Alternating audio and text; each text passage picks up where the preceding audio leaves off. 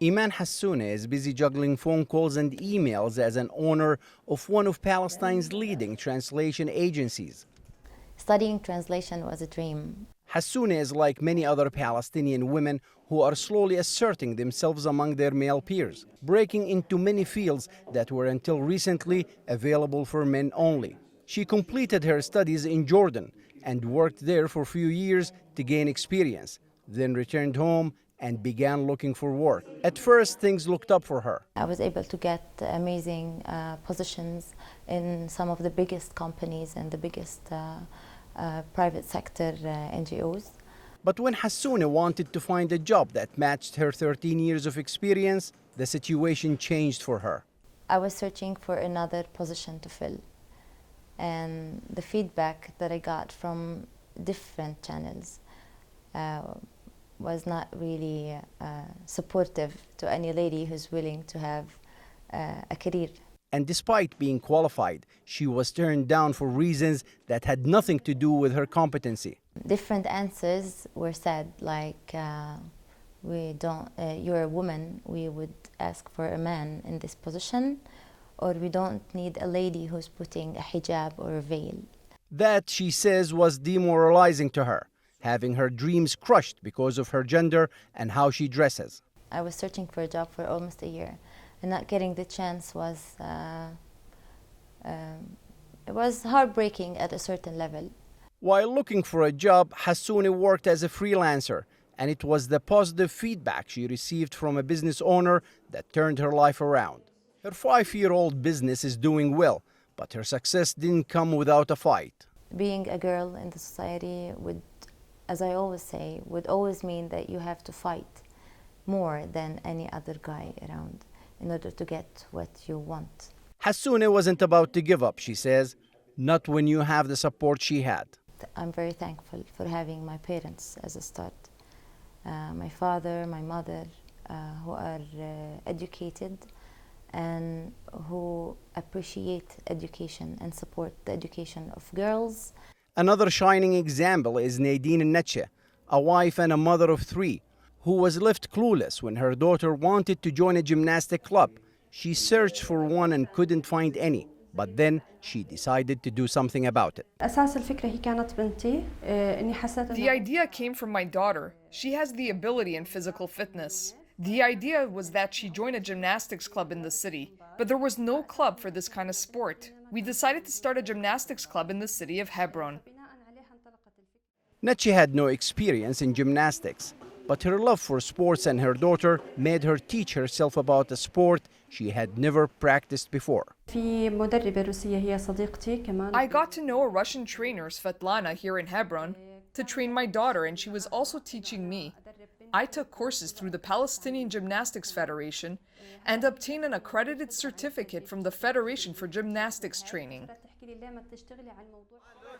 Hebron is the largest Palestinian city in the West Bank and one of the most conservative religiously and culturally, which led to a confrontation between Netche and her city. There is no contradiction between gymnastics and religion.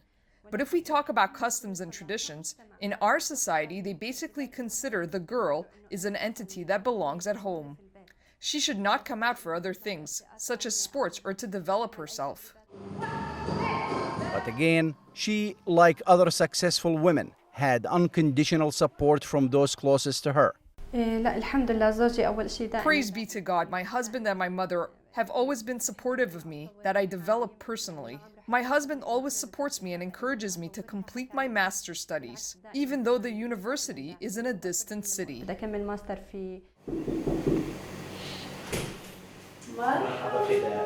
Fida Abu Hamdiya is one of the rising professional female chefs in Ramallah. Food has always been her obsession. Growing up, she wanted to learn the art of cooking from the best.